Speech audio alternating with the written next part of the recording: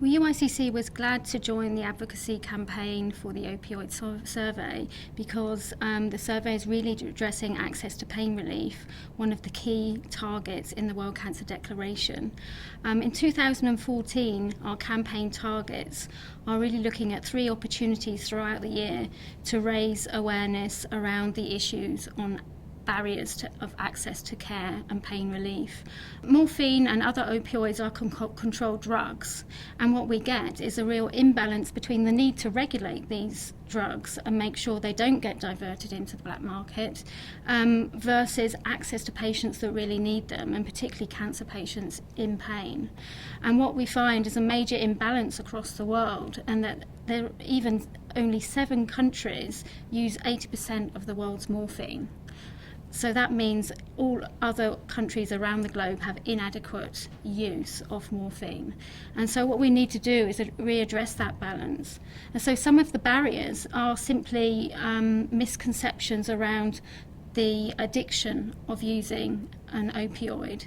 When a patient is in pain, the addiction is not as readily experienced.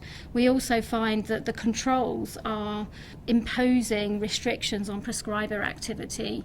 There may be just one person in a hospital that can prescribe.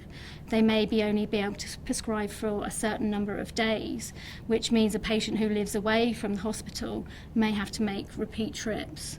So there's a lot of anxiety both on the prescriber side but also on the patient side, and it's obviously at the time of palliative care and often at end of life situations a big stress for the family. Well, UICC's advocacy campaign really targets both the public health agencies, World Health Organization, but the other key bodies are in the UN drug regulatory side. So we're working with the Commission on Narcotics Drugs to try and sensitize them to the need to have balance between regulation and access to care for patients. So these are key bodies that are now being sensitized and seeing that their own regulatory processes are pushing towards regulation and damaging patient access. So we're having good responses, and we need to take that forward, and the survey is really providing quite concrete data at country level for them to really be able to also work with us to make changes. In high-income countries,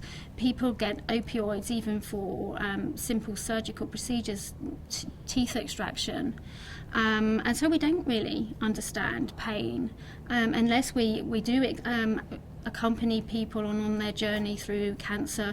We see people do get access to opioids here, so we do possibly not understand as a community there are many people out there that don't even have access to a simple paracetamol for such pain. We do want to be able to measure morphine consumption. If we address these barriers through awareness through the survey, we're able to increase consumption worldwide, and that's a great indicator to see that more patients are accessing care and palliative care overall. So we're pleased that we have that concrete indicator that's really addressing pain relief, but we're also pleased that there's a broader target in the Global Action Plan, which is 80% availability of essential medicines and technologies for NCDs. And of course we'll be working with ESMO and other partners to ensure that there's real understanding about the essential medicines and technologies for cancer control in that context. The policy and regulatory part is something we need to get right first, but of course we still need the service and the health service to be able to respond, and that means good training at the tertiary or cancer centre level, but also to ensure that throughout the health service right through to community level there is access to opioids. And what we're finding is that there's a real push for palliative care to take place in the home and community.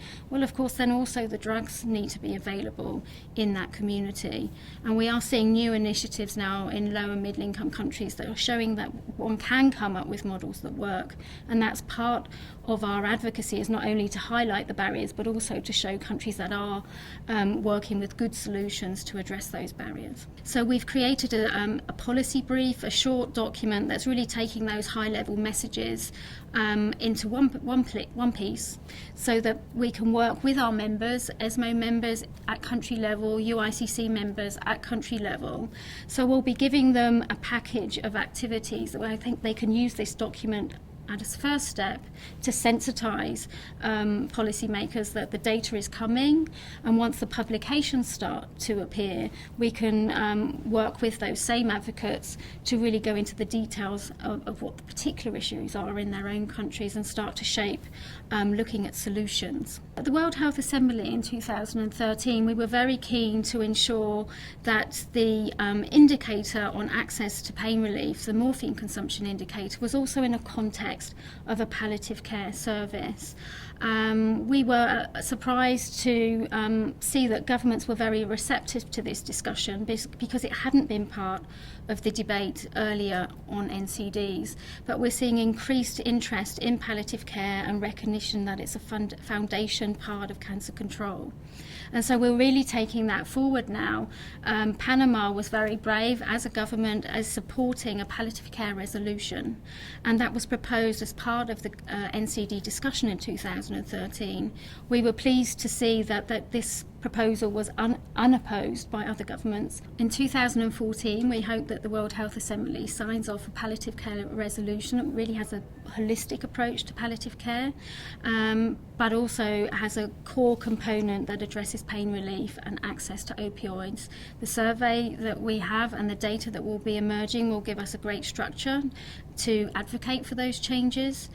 And so we really hope that this will give an infrastructure that we have national activity for palliative care moving forward. The key thing when we're trying to get support for a palliative care resolution is that experts in cancer control and other NCD areas, but also palliative care experts, all say the same thing.